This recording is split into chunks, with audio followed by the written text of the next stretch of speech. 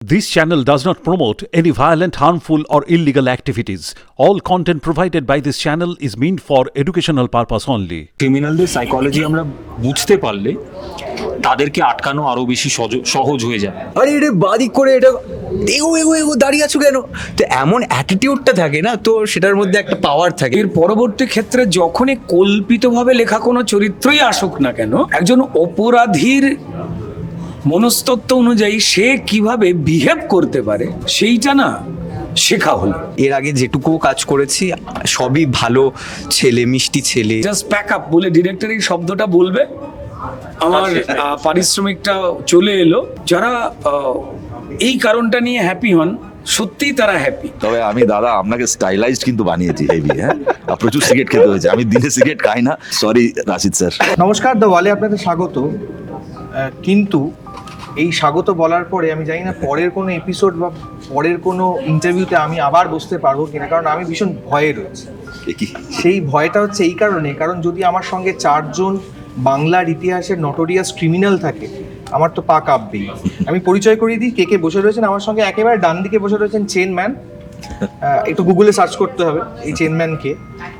আমার আরও ডান দিকে রয়েছেন হুব্বা শ্যামল, আমার বাদিকে রয়েছেন রশিদ খান, এবং আমার একেবারে শেষে তুমিই বলে দাও, সজল বারুই আয়ুষ। আমার আমি সবাইকে একটা ছোট্ট প্রশ্ন করতে চাই, সেটা হচ্ছে যে এই যে ছোটবেলা থেকে যখন বড় হয়ে উঠছি, সুব্রতদা এবং আয়ুষকেও বলছি এবং দেহপ্রিয়কেও বলছি, ছোটবেলা থেকে ওটার বড় হওয়াটার সময় পাড়ার কিছু দাদা হতো, হ্যাঁ, চমকে দেওয়া, প্রেমিকার যদি সাইকেল নিয়ে বারবার ঘুরে ভাই দেখে নেবো, এরকম তোমাদের কারো এক্সপিরিয়েন্স আছে এরকম পাড়ার দাদাদের? আমরা ছিলাম কি না, মানে এরকম দাদা ছিলাম কিনা আমার মনে হয় সব থেকে যে ছোট শেষ বলুক আয়ুষ শুরু। ঠিক ঠিক ঠিক। মানে এখনকার দাদাদের ব্যাপারে ও সব থেকে ভালো। না এরকম তো মানে দেখতে তো পাওয়াই যায় কম বেশি, হ্যাঁ। তো কিন্তু ওই বাড়িতে বেশি থাকা হয় না বলে বাড়ির আশেপাশে কত কি হচ্ছে সেটা দেখা হয় না, বাট রাস্তাঘাটে গাড়ি নিয়ে চলার পথে এমনি আর কি, হয়তো বাইক নিয়ে ক্রস করে যাচ্ছে, গাড়িটা একটুখানি আস্তে আস্তে এগোচ্ছে, সে ওই ক্রস করার সময় যে লুকটা দেবে তো সেটাতেই যা দাদাগিরি দেখানোর দেখিয়ে দেয়, বা একটা কিছু আওয়াজ দিয়ে দিল, তো এরকম তো রয়েছে। এরকম আওয়াজ হয়েছে এখন এরকম খাওয়া? আরে গাড়িটা চালাতে পারছো না নাকি? তিনি হয়তো, কিন্তু কথার কথা আমি কাউকে ওরকম ছোট করে বলছি না, বা তিনি হয়তো একটা নর্মাল বাইক নিয়ে যাচ্ছেন, কিন্তু তিনি গাড়ি চালানোটাকে হয়তো জায়গা নেই কিন্তু অ্যাকচুয়ালি, কিন্তু সে ওই এলাকায় হয়তো কেউ হন, তো যার জন্য আরে এটা বাদিক করে এটা এগো এগো এগো দাঁড়িয়ে আছো কেন, তো এমন অ্যাটিটিউডটা থাকে না, তো সেটার মধ্যে একটা পাওয়ার থাকে, একটা কিছু থাকে। এই প্রেস কনফারেন্সে ছিলাম যখন, তখন একজন বলছিলেন, একজন পরিচালক, আমি আয়ুষকেই প্রশ্নটা করবো, একজন প্রেস কনফারেন্স যখন ছিলাম তখন একজন বলছিলেন যে আমি আয়ুষকে দেখেছি গেম খেলতে মরছি মরছি মরছি মরছি মরছি মরছি মরছি বাঁচাও বাঁচাও বাঁচাও বাঁচাও, সে মারছে মারছে মারছে মারছে মারছে মারছে মারছে মারছে, অন্যজন বলছে বাঁচাও বাঁচাও বাঁচাও বাঁচাও, এরকম কেসে এই গোটা গণশত্রু সিনেমাটা এইটা করতে হয়েছে। মাথায় কি চলছিল, মানে এই তো তোমাকে দেখতে এত সুশ্রী মুখ, হ্যাঁ হাসিটাও মিষ্টি, সে যখন এরকম একটা ভিগোরাস বা একটা ব্লাডি ক্রাইম করছে, মানে কিরকম চলছিল? মানে মনে হচ্ছিল যে এইটা আমি কেন করছি, এরকম মাথায় এসছে কখন? না না, কেন করছে মাথায় আসেনি, আচ্ছা। বরং এরকমই মনে হচ্ছিল যে এরকম একটা চরিত্র যে আমি করতে পারছি, এবং 16 বছর বয়সে একটা ছেলে যে এটা করে গেছে সেইটা আমি প্লে করছি, তো তার মাথায় কি কি চলছিল, কি জন্য সেই জিনিসগুলো করলো, এবং খুব বেসিক রিজনস গুলো ইনিশিয়ালি তো বেসিকই ছিল, তার প্রতিক্রিয়া হিসেবে ওই সমস্ত কাজগুলো করে।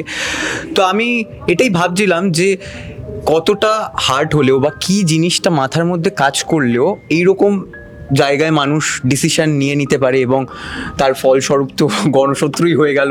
সজল বারুই রয়েছে এবং আরো 4জন ক্রিমিনালের ক্যারেক্টারও রয়েছে, তো সবকটাই ওই ঘটে যাওয়া যে ঘটনাটা অরিজিনাল স্টেটে তাদের মাইন্ডের যে জিনিসগুলো চলছিল বা তারা কি ভাবছিল, ওই ভাবনাটা আমার ভাবতে খুব ভালো লাগে। সেটা শুধু আমি এই চরিত্রই বলবো না, যে কোনো চরিত্রের ক্ষেত্রেই যখন যদি এরকম একটু ভাবতে হয় বেশি, বা আমি নর্মালটা জানি না, আমি যদি না জানি বেশি ভালো লাগে যে নতুন করে জানতে হবে, আরো অনেক কিছু হয়তো জানতে পারবো। ঠিক। আমি সুব্রতদের কাছে একটু পাস করতে বলবো। সুব্রত দেখ, মানুষ মারতে ইচ্ছে করেছে কখন? হ্যাঁ, মেরে ফেলবো একদম, অনেকবার। ইচ্ছা করেছে? ইচ্ছে করেছে, করতে পারিনি। হ্যাঁ, মানে আটকে গেছিলে কোথায়? এই আমাদের মানে ল, পুলিশ, কনস্টিটিউশন। হ্যাঁ, মানে সমাজের জন্য যদি মানে গুয়ায় টুয়ায় থাকতাম, ওই ছাল ফাল পুরে তোরা তো মেরে ফেলতাম। হ্যাঁ, অনেকবার এইরকম রাগ হয়েছে আমার মনে আছে। ওই দাদাগিরি শুনতে গিয়ে কলেজের সময় ওই সমস্ত ছাত্র রাজনীতি করতাম, তখন আমার বাঁকুড়া সম্মিলনী কলেজ বাঁকুড়াতে, তখন শিবা দেখেছিলাম। তো এই সাইকেলের সিটের নিচে না চেন রাখতাম স্পেশালি। হ্যাঁ, ওটা দেখবো না, তো পুরো সাইকেলের দোকানে হেভি ভিড়, সবাই দেখছি এরকম একটা চেন আর এরকম একটা গোল রাখতাম, ওই চেনটা ঢুকিয়ে দিতাম আর সিটের নিচে ওটা যখনই দরকার মারবো, এরকম পুরো ওইখান থেকে বার করে এরকম মারবো। এরকম হয়েছিল। একবার সিনেমা হলে মারপিটও হয়েছিল, সেই সিনেমা হল বন্ধ হয়ে গেছে, কেউ কিছু করে দিয়েছিল, আমরা মারপিট সিনেমা হলের মধ্যে, মানে পুরো মাথা ফেটে গেছিল। মানে তখন ছোট ছিলাম, ক্লাবের পাড়াদের লোকেদের নিয়ে গিয়ে ওখানে সব দাদাবাদিগিরি থাকতো, এরকম হয়েছে, চলো যাবো। তারপর এনএসডি তে ঝগড়া হয়েছে, আমরা এনএসডির কোনো মেয়েকে কেউ দিল্লিতে, হ্যাঁ দিল্লিতে তখন হতো পীযূষ মিশ্রাকে কেউ মেরেছে, পীযূষ মিশ্রা মাথা ফেটে গেছে, আমরা পুরো কলেজের সবাই third year, first year, second year repertory গিয়ে মারপিট, স্ট্রিট ফাইট, আমরা সবাই পুলিশের তুলে নিয়ে চলে গেছে, আবার আমাদের কলেজের প্রফেসররা এসে সব ছাড়িয়েছে। তো এরকম অনেক কাণ্ড দিল্লিতে হয়েছে। দিল্লিতে বেশি আমি আমার মনে হয় কি দাদাগিরিটা শিখেছি। এই যে তিনটে চরিত্র তোমার মধ্যে একটা ডিফারেন্স দেখলাম আমি ট্রেলারে, সেটা হচ্ছে যে এরা না চটজলদি খুব রিয়াকশন নিয়ে নেয় এই তিনজন, কিন্তু তুমি দেখলাম যতটা ট্রেলারে একটা মানে শান্ত ধীরে, মানে ওই যে বলি আমরা পিন হয়ে ঢুকবো, খাল হয়ে বেরোবে ওটা থাকে কথা, সেরকম তোমার এই চরিত্রটা করতে গিয়ে এটা তোমার নিজের জীবনের একটা মানে আমি বলতে যে এটা তোমার একটা নিজের জীবনের একটা অ্যাটিটিউড বা ইমোশনস সেটা কাজ করেছে এখানে। না, যে কোনো ক্যারেক্টার করার সময় তো নিজের কিছুটা অংশ থেকেই যায়, তবে আমার মনে হয় স্ক্রিপ্টটা হচ্ছে ব্যাকবোন, সেই স্ক্রিপ্টটা এবং ডিরেক্টর আমাকে গাইড করেছেন। আমার চরিত্রটা এরকম, আমি যদি চেনম্যান করতাম বা হুব্বা করতাম বা এর ক্যারেক্টারটা করতাম, তাহলে তো অন্যভাবে অ্যাপ্রোচ করতাম। এর যেহেতু গল্পটা আগ্রার থেকে এসছে, ওর একটা কিছু একটা ওর সঙ্গে হয়েছিল, ও স্ট্রাগল করেছে, তারপর সাট্টাকিং হয়েছে, তারপর ব্লাস্টটা অ্যাক্সিডেন্টলি হয়েছে, এবং সব থেকে বড় ব্যাপার উনি এখনো বেঁচে আছেন, পেন্টিং এক্সিবিশনও করেছেন।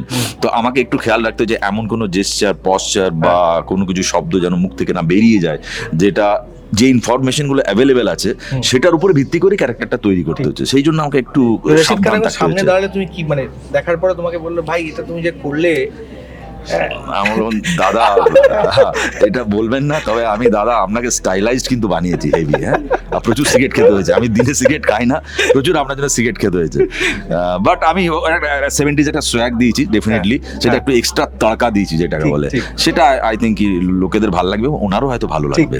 Sorry Rashid sir. এবার আমি ওখান থেকে এদিকে আসি, কারণ এইবার পথে গেলাম। দেবপ্রিয়কে বলবো, দেবপ্রিয় আমার কাছে যে ছবিটা প্রথম এসেছিল এখানে হেলমেট পরে রয়েছে, আমি ওই ছবিটা চিনি। হ্যাঁ, মানে যার ছবি থেকে তোমার পাশে বসানো ছবিটা, মানে ছবিটা মানে ওই ভদ্র মানে ব্যক্তিগতভাবে না, আমি ছবিটা দেখেছি আর কি। তো এই হেলমেটটা আমার ওটাতে ভয় লেগেছিল রাদার দ্যান তোমার এমনি ছবি, মানে এই ছবিটা যেটা আমি দেখতে পাচ্ছি এখানে, ওই হেলমেট পরা ছবিটা একটু বেশি ভয়ানক লাগে আমার। হেলমেট পরে মানে অপহরণ করা, মারপিট করা, খুন করা, এটা একটু বেশি সুবিধাজনক, কি মনে হয়? না, হেলমেট পরে বেশি সুবিধাজনক কিনা তো বলতে পারবো না, বিকজ আমি হেলমেট খুলে কখনো করিনি, মোদ্দা কথা আমি কখনো করিনি। বাট দেন হেলমেটটা চেইনম্যানের আইডেন্টিটি ছিল, it was part of his identity. তো সেইখান থেকে দাঁড়িয়ে আমার মনে হয় যে এক তো সেইটা, দ্বিতীয়ত there is this thing called the uncanny valley, মানে যে কোনো জিনিস যখন আমরা মানুষের সাথে খুব মিলিয়ে ফেলতে পারি খুব ইজিলি, সেটা আমাদের কাছে ভয়ানক হয় না। কোনো জিনিস মানুষের মতোই কিন্তু ঠিক মানুষও নয়, সেটা আমাদেরকে বেশি ভয় পাওয়ায়। সো আমার মনে হয় ওই হেলমেট পরার ছবিটার সেই আনক্যানি ভ্যালির পাওয়ারটাই কাজ করছে, যেখানে আমরা বুঝতে পারছি নিচে একটা মানুষ আছে, কিন্তু সে আদৌ কিরকম সেটা আমরা জানি না বলে হয়তো বেশি ভয়টা কাজ করছে। আর রুডির কাছে আসবো। রুডি হচ্ছে হাওড়ার ছেলে, এমন একটা জায়গার ছেলে সেখানে তো প্রায়শই এরকম ঘটনা তোমার সামনে দেখা, এরকম কোনো ভায়োলেন্ট ক্রাইম বা দেখেছো কখনো? ভয় চুপসে গেছো? একগাদা। সেটা হচ্ছে যে চরিত্রটা এখানে করতে হয়েছে হুব্বা শ্যামল। হুব্বা শ্যামল হুগলির, হ্যাঁ, আর তার সাম্রাজ্য বিস্তারের সব থেকে কাছের জেলা ছিল হাওড়া, পাশেই, এবং তার বিভিন্ন স্যাঙাত কিন্তু হাওড়াতেই থাকতো, মানে আমার যেখানে বেড়ে ওঠা। এবং আমাদের হাওড়াতেও বেশ কিছু এই ধরনের দাদা বা অপরাধী, মিডিয়াম সাইজের মানে এলাকা ভিত্তিক, হুব্বার মতো এত বড় নয়, তারাও কিন্তু অনেকে হুব্বার এই ফ্র্যাঞ্চাইজিতে জড়িয়ে পড়ে। মানে যেটা ইন্টারেস্টিং যে হুব্বার মাস মাইনে করা বিভিন্ন জেলায় ছেলে ছিল অপরাধের, ঠিক তেমনই হাওড়াতেও ছিল। এবার ছোটবেলা থেকে আমার মনে আছে যে একবার আমাদের হাওড়াতে এটা ভলিবল চ্যাম্পিয়নশিপ হচ্ছিল। আমার বাবা মা টিচার ছিলেন, তো ফলত ভালো ছেলে মন্দ ছেলে সবাই তার মধ্যেই পড়তো। তো তেমন একটা সময় ভলি খেলা হচ্ছে, সেখানে দুই দলের মারামারি হবে। আমার বয়স বেশ ছোট, 15-16। আমি গিয়ে থামালাম, কেন তোমরা ঝগড়া করছো? এবার মাস্টারমশাইয়ের ছেলে বলছে বলে তার একটুখানি থেমে গেল। কিন্তু ভলিবলের কোর্টে খেলা হচ্ছে, এদিকে কেরালা না ওদিকে একটা অন্য রাজ্য, তারা ভলি খেলছে। নেটের এপারে আর ওপারে কিন্তু দুজন দুজনের দিকে তাক করে দাঁড়িয়ে রয়েছে। এবার ভলি স্ম্যাশ হয়েছে, বল ছিটকে অন্য জায়গায় গেছে, মানে খেলার 2 মিনিটের বিরতি। তার মধ্যে আমি একটু সরেছি, এমন নয় ওরা আমায় কেউ ভয় পাচ্ছে, কিন্তু দুই অপরাধী যারা ছিলেন তারা সব আমার বাবা মায়ের কাছে পড়াশোনা শিখেছে বলে একটু খারাপ লাগাটা তাদের আর কি ছিল। তো এতক্ষণ কিছু করেনি। আমি যেই একটু সরে গেছি, হঠাৎ করে দেখতে পেলাম যে সবাই তারস্বরে বিভিন্ন দিকে ছুটছে, আর যে যার পকেট থেকে আমাদের হাওড়াতে একটা খুর বার করার একটা শিল্প ছিল, মোড়া খুর, ব্লেডে খুর এই হাতে নিয়ে এইভাবে টেনে দেওয়া, মানে সেটা অপূর্ব একটা শিল্প আর কি, অপরাধের একটা বড় শিল্প। জেনারেল খুর তো ফোল্ড করে পকেটে থাকতো, অবিরত খুর চলতে লাগলো এবং বিভিন্ন লোকজনের আমি জামা টামা কেটে দেখতে পাচ্ছি আস্তে আস্তে লাল হয়ে যাচ্ছে, এবং পুলিশ অত্যন্ত রকম টেনশনের মধ্যে পড়ে গেছে যে কি হবে না হবে। মানে ভলিবল খেলা নিয়ে এটা হচ্ছে শুধু, ভলিবলের মাঠ থেকে শুরু হলো। আমি দেখলাম যে যারা মারছে এবং যারা পাল্টা মারছে তাদের প্রত্যেককেই আমি চিনি, ডেঞ্জারাস। আমি বাড়ি চলে এলাম, বাবা জিজ্ঞেস করলেন কি রে খেলা শেষ? আমি বললাম হ্যাঁ। কিছুক্ষণ পর থানার গাড়ি, পুলিশের জিপ আমার বাড়ির সামনে এলো, আমি দোতলা থেকে দেখতে পাচ্ছি। বাবাকে বললো মাস্টারমশাই আপনার ছেলেকে একটু নামতে বলবে, কারণ পুলিশ বিভ্রান্ত হয়ে গেছে যে খুর কে মেরেছে এবং কারা মেরেছে, এবং তাদের কাছে খবর ছিল যে এমন একটা লোকের নাম বলো যে মোটামুটি ভদ্র সমাজের লোক এবং যে সাক্ষী হতে পারে। তারা তো যাই হোক আমি নামলাম টামলাম, তা আমিও একই রকম মিথ্যে কথা বললাম। তার কারণ হচ্ছে যে তারপর কি হবে, বাবার ছাত্র হতে পারে, মায়ের ছাত্র হতে পারে তারা, কিন্তু তারা মুহূর্তের মধ্যে যদি ভুলে যায় যে এরা আমাদের দিদিমণি আর মাস্টারমশাই, তাহলে সেই খুর কোথায় চলতে পারে। ঠিক। তো যাই হোক, এটা হচ্ছিল যে আমার চোখের সামনে একেবারে এই ব্লাডি প্যান্ডামেনিয়ামটা দেখা রক্তাক্ত। তো তারপর হাওড়া সক্রিয় ছাত্র রাজনীতিতে আমার জড়িয়ে পড়া। তো সেই সময়তে পিস্তল নিয়ে তাড়া খেতে হয়েছে, বোম উড়েছে, মারা যায়নি, যারা মেরেছে এখন তারা সমাজের কেউ কেউ মান্যগণ্য লোক হয়েছে, ঠিক আছে। তো এক্সপিরিয়েন্সটা কিন্তু ছিলই, বিশেষ করে হাওড়ার, আমি যেখানটা মেজরলি রাজনীতি করতাম সেটা হাওড়া বেলিলিয়াস রোড, টিকিয়াপাড়া। আমরা জানতাম যে হাওড়া স্টেশন ঢোকবার আগেই জাংশন, সেখানে একটা ভয়ঙ্কর ঘটনা ঘটে। তো তাদের অনেককে চিনতামই।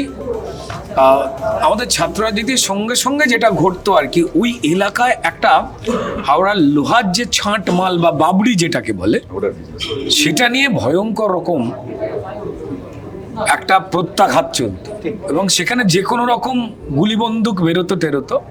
এবার ছাত্র রাজনীতি এইরকম জায়গায় করতে গেলে, নিজেদেরও বেঁচে থাকতে গেলে কি কি জিনিস দেখতে হয় বা কাউকে কাউকে দেখাতে হয়, সে অভিজ্ঞতা যথেষ্ট রয়েছে। তবে কখনো এই হুব্বা শ্যামলের চরিত্র করতে গিয়ে যে মানুষকে যখন পইতে কাটে সে মারতো, তার যখন রক্ত ছিটকে লাগতো, যখন সে বলে আর কি যে পৃথিবীর সব থেকে বড় নেশা হচ্ছে আমার এই গরম রক্ত, সেটা না যখন আমরা শুটিং করছি, আমি নিজে আর কি ওই আমাদের প্রত্যেকের যা হয় চরিত্রের মধ্যে ঢুকে গেলেও না কোথাও একটা মাঝে মাঝে মনে হয় যে এটা মানে ফিল করব কি করে তার মতো করে, এটা প্রাথমিক দায়িত্ব একজন অভিনেতার।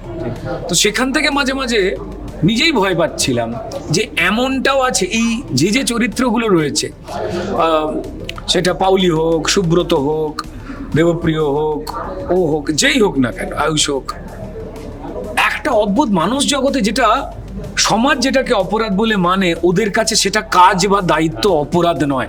That is the mental state, যেভাবে কোনো গল্পে এর আগে বলা হয়নি, যেটা বাংলা জি5 এই গণশত্রুর মধ্যে দিয়ে দেখিয়ে দিচ্ছে। That is the uniqueness. এই যখন তোমরা দেখছো যে এই অপরাধগুলো হচ্ছে বা তোমরা সেই পার্ট, এবার আমরা যদি এই চারটে চরিত্র তারা উল্টো দিকের মানুষের কথা ভাবতো, যে একটা মানুষকে মেরে ফেলছে, সে আর কোনোদিন একটা সূর্য দেখতে পারবে না, সে কোনোদিন দুর্গাপুজোর ঢাক শুনতে পারবে না, আরে তার এন্ড, মানে আমরা তো, সে তো জন্ম দিচ্ছে না একটা প্রাণকে, কিন্তু একটা প্রাণকে মেরে ফেলছে, তাদের কি সেই খারাপ লাগাটা থাকতো? মানে আমি চারজনকে জিজ্ঞেস, মানে এইটা আমি চরিত্র হিসেবে বলছি না, যখন তোমরা চরিত্র করছো তোমরা কি এটা অল্টারনেটিভলি ভাবছো যে তারা যেটা করছে তার বিপরীতেও তারা এটা ভাবতে পারে বা বলতে পারে? এটা কি মনে হয়? এইটা মানে সেটা অল্টারনেটিভ কিছু চলে না তাদের মধ্যে নাকি? মানে না, সেটার একটা কারণ আছে।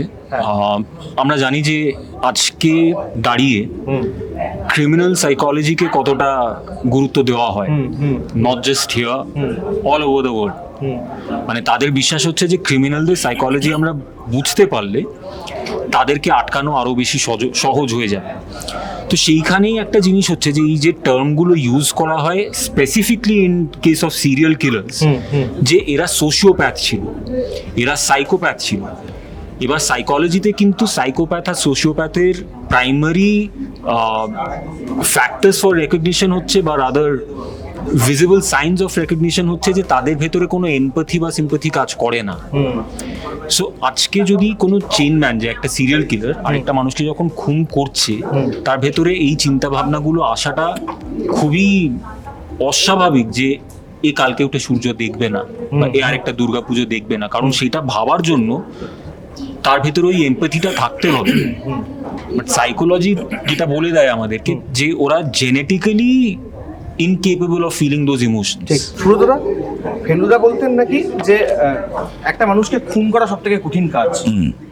তোমার ক্ষেত্রে কি মনে হচ্ছে যখন রশিদ খান একটা বম ব্লাস্টের মতো এরকম একটা, এখানে একজন দুজন নয়, একটা গোটা জায়গা, মানে তার কাছে তুমি যদি চরিত্রটা, তো রশিদ খান যদি তোমার সামনে হতো, তুমি এই প্রশ্নটা কি প্রশ্ন করতে, যে সেই সময় আপনার মাথায় আপনি ভেবেছেন, বা কি করতে তুমি যদি না, এখানে যে গল্পটা দেখা হয়েছে, যেহেতু উনি জীবিত আছেন, এখানে দেখা হয়েছে যে অ্যাক্সিডেন্টলি এটা ব্লাস্টটা হয়ে যায়, মানে জিনিসপত্রগুলো যে এত বড় কাণ্ড ঘটাতে পারে, ওগুলো টুকরো টুকরো করে বোম্বাইতে রাখা ছিল, সেগুলো সিরিজ অফ ব্লাস্ট করা হয়েছিল।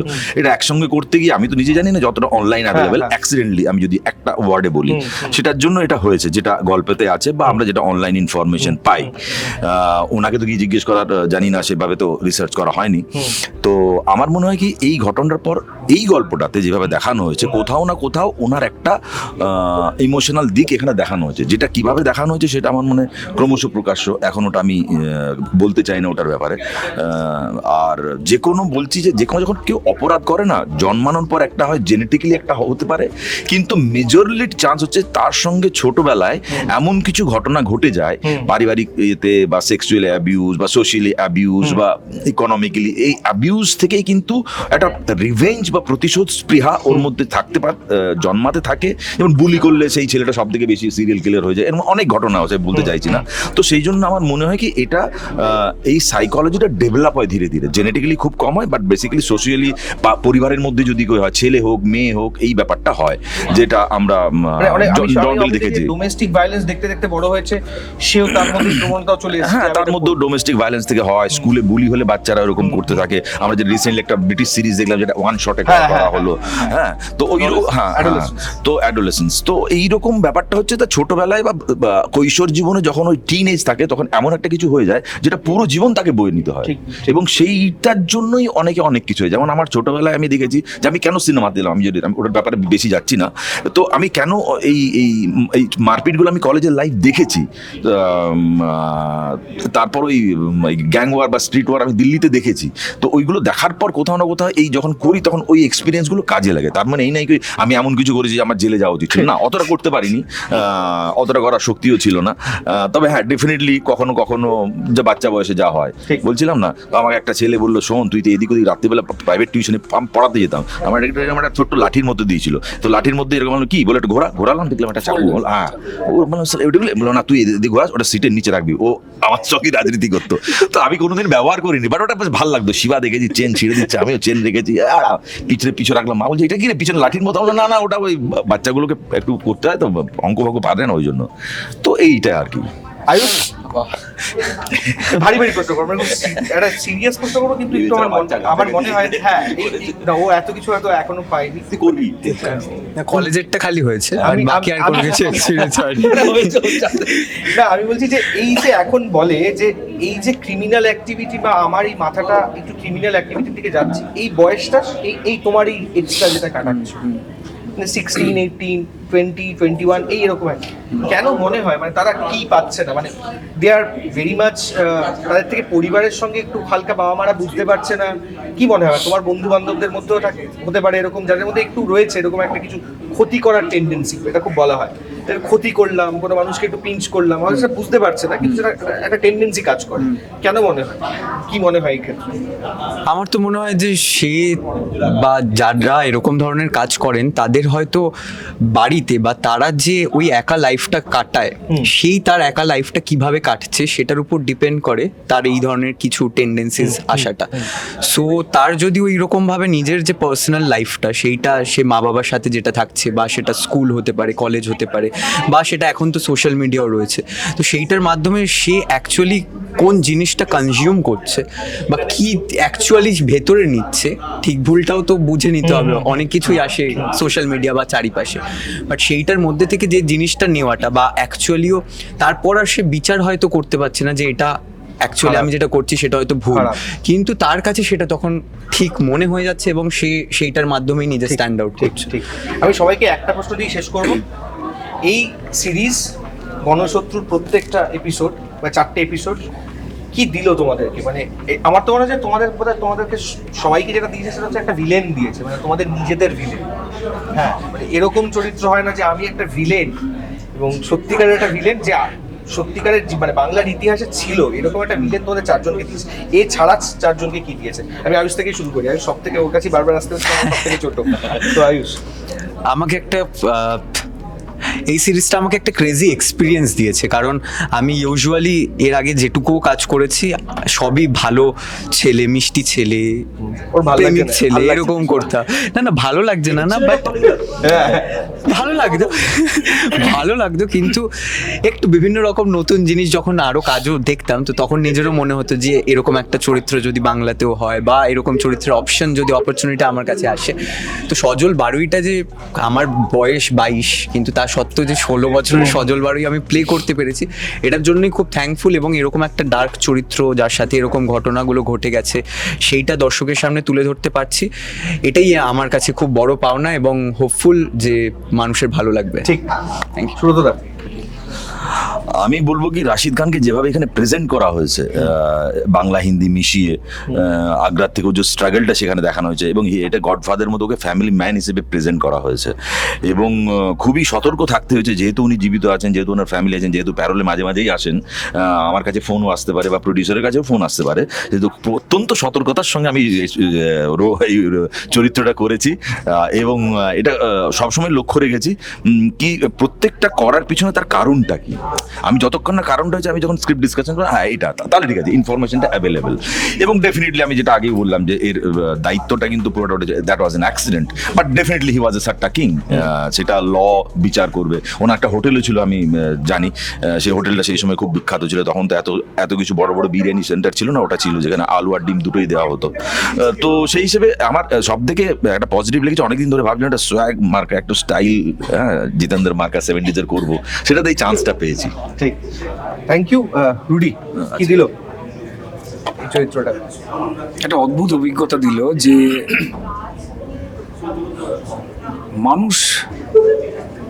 মানুষের মতো হয়েও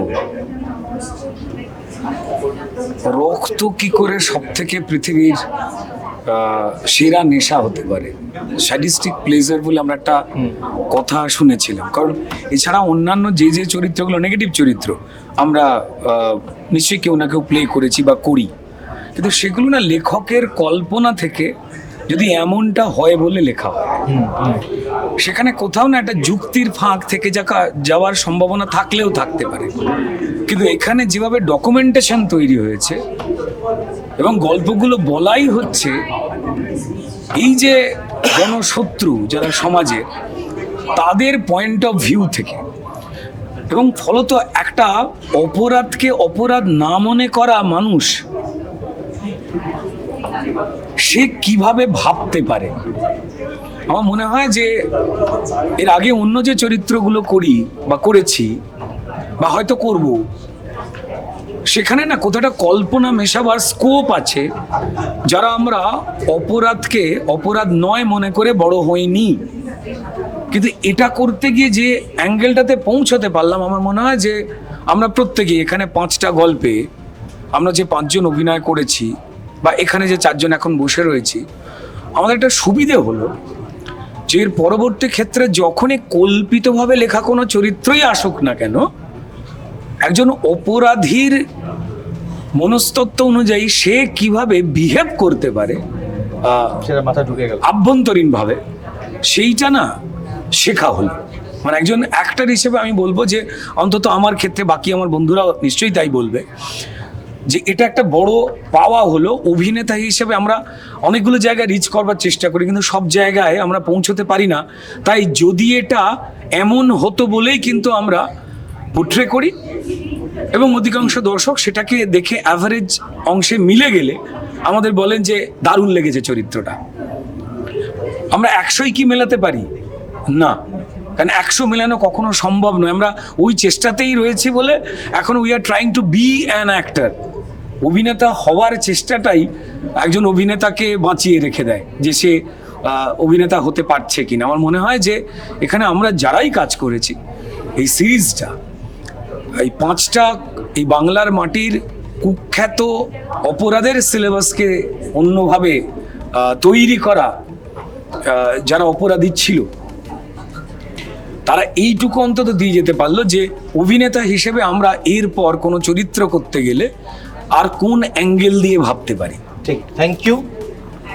পাস দেবপ্রিয়, কি দিল এই চরিত্রটা? আমি খুব ব্যক্তিগত, সেটা তো সব থেকে বড়, সব থেকে ইম্পর্টেন্ট। সাইকেল কিনবে, চেঞ্জ করবে। না, আমি সেইটার মানে পেমেন্টটাও একটা ফ্যাক্টর, বিকজ আমরা অভিনেতা হিসেবে আমরা তো আজকাল অ্যাটলিস্ট আমি যেটা করে নিই যে এইটা থেকে কি পেতে পারি, পেমেন্ট পাবো না একটা ভালো চরিত্র পাবো, সেই হিসেবটা সবার আগে করি আমরা। বেশিরভাগ সময় কোনোটাই হয় না, বেশিরভাগ সময় কোনোটাই হয় না। কিন্তু অ্যাগেন ভেরি পার্সোনালি স্পিকিং, আমার মনে হয় আমরা যারাই অভিনয় করি, আমরা তো যেহেতু অভিনেতা হতে চেয়েছি কাজটাকে ভালোবেসে, সেই জন্য এই প্রফেশনে এসেছি। বিভিন্ন স্ট্রাগল, তারপরে পেমেন্টে এসেছি। আমি ডিটেলসে যাচ্ছি না। আমার এখনো মনে আছে কানে বাজে যে গল্পটা তুমি আমায় বলেছিলে, যে সময় দাঁড়িয়ে সাইন করে পেমেন্ট নিতে হতো, ওই সময়কার গল্প একটা। কুকুর পাচ্ছে 800 টাকা, আমি পাচ্ছি 150। আমাদের সাইন করে ভাউচার। তো আজকে আমি অভিনেতা হিসেবে if I have various platforms যেখানে আমি গিয়ে পারফর্ম করতে পারি, that is because people like Rudranil da, Subrata da, Paoli ma'am, they have paved the way for actors to come. কিন্তু অলরেডি আমার যেটা মনে হয় যে আমি যে রোজ সকালে উঠে জানি যে আমার শুটিং আছে, আমি গিয়ে সেই জিনিসটাই করব যেটা আমি করতে ভালোবাসি, তার জন্য টাকা পাবো। That makes me one of the luckiest people on the world. ঠিক। হ্যাভিং সেড দ্যাট, সবসময় কিন্তু এই সুখটা পাওয়া যায় না যে বাড়ি ফিরে মনে হবে আজকে একটা খুব ভালো আর্টিস্টিক কিছু করলাম, যেটার জন্য আমাকে খুব খাটতে হলো, খুব পড়াশোনা করতে। ওই যন্ত্রণাটা তারা করে একান্তে, তারা করে কনস্ট্যান্টলি। আবার কিছু মানুষ আছে যারা খুব লাকি, যে তারা মনে করেন যে জাস্ট প্যাক আপ বলে ডিরেক্টর এই শব্দটা বলবে, আমার পারিশ্রমিকটা চলে এলো, অ্যান্ড ডেফিনেটলি যে কথাগুলো বলতে বলেছে ডায়লগে লিখে দিয়েছে, আমি সেটা পোট্রে করেছি, ইয়েস আই এম হ্যাপি। যারা এই কারণটা নিয়ে হ্যাপি হন, সত্যিই তারা হ্যাপি। আর যারা ওই লাইনগুলো বলবার পরেও, সেই একই পেমেন্টটা পাওয়ার পরেও বাড়িতে এসে অকারণ ঝগড়া করে ফেলে লোকজনের সঙ্গে, গার্লফ্রেন্ড, বয়ফ্রেন্ড, হাজব্যান্ড, ওয়াইফ, বাবা মা, তাদের যে কোনো কথায় খ্যাক করে ওঠে, যেটা বাইরের লোক বুঝতে পারে না কি হলো, সেই যন্ত্রণাটা আমরা নিয়ে ঘুরি। যে ঠিক যে কথাটা ও বলছিল, এই অতৃপ্তি, যে এটা বলে বোঝানো সম্ভব না। বলে বোঝানো সম্ভব না। Thank you so much for, মানে এত বিস্তারিতভাবে ভালোভাবে আমি বোঝাতে পারতাম না, বাট এই কাজটাতে না ওই শান্তিটা পেয়েছি যে যেগুলো শেখার চেষ্টা করেছি সারা জীবন ধরে সেগুলোকে অ্যাপ্লাই করার একটা জায়গা পাচ্ছি। ঠিক। এইটা যেটা হলো সেটা তো একটা তো হলোই যে আমরা এই গণশত্রু ওয়েব সিরিজকে প্রমোট করলাম। এছাড়াও যেটা আমার মনে হয় যে অভিনেতাদের কাছেও এটা একটা ঠিক কি এই মনস্তাত্ত্বিক বিষয়, একটি খারাপ চরিত্রে বলছি না, একটা নোটোরিয়াস ক্রিমিনালের চরিত্র অভিনয় করার জন্য কি ভেতরে চলে, পেমেন্ট পাওয়া যায় কি পাওয়া যায় না, এই গোটাটা বলে থাকে না, তখন পেমেন্ট করে থাকে। গোটা আমাদের এখানে পেমেন্ট নিয়ে কোনো সমস্যা হয় না। না না, আমাদের এখানে পুরো পেমেন্ট দিয়েছে, ডাবিং এর আগে পেমেন্ট পেয়েছি, ঠিক, সেটা তো কোনো সেই ব্যাপার নয়, সেই কিন্তু গোটাটা- তো কোনো চাপ নেই। গোটাটা নিয়ে আপনারা জানতে পারলেন। এবং আর এরকম অনেক আড্ডা, আলোচনা, কন্ট্রোভার্সিয়াল টপিক, গসিপ, যেটা আপনারা সব থেকে পছন্দ করেন এসব জানতে দ্য ওয়াল সাবস্ক্রাইব করুন। আর কি বলবো, এখানেই শেষ করছি। আর গণশত্রু দেখুন, এবার তোমরা শুধু বলে দাও গণশত্রু কিন্তু কোনো গসিপ পেলে না তো? গসিপ না, এই আড্ডাটাই আমার কাছে গসিপ। 31শে অক্টোবর আসছে গণশত্রু বাংলা জি5-এ। অপরাধ জগতের অলিতে গুলিতে ও রক্ত দিয়ে কি লেখা হয়েছে আর কেন হয়েছে তার সব উত্তর মিলবে। আর যাদের কাছে বাংলা জি5 অ্যাপটা নেই, চটপট ডাউনলোড করে ফেলুন, এখন কনসেশন দেওয়া হচ্ছে, সাবস্ক্রাইব করে ফেলুন। আর ট্রেলারটা দেখে নিন, লোকেদের খুবই পছন্দ হচ্ছে। আমার অনেক বন্ধু বান্ধবদের সবাইকার কাছে ফোন আসছে। আর 31 অক্টোবর রিলিজ হচ্ছে, রিলিজ হলেই দেখে ফেলবেন। ঠিক। আমার সঙ্গে ক্যামেরা সৌপ্তিক, সৌমদীপ এবং আমি শুভঙ্কর, দ্য ওয়াল।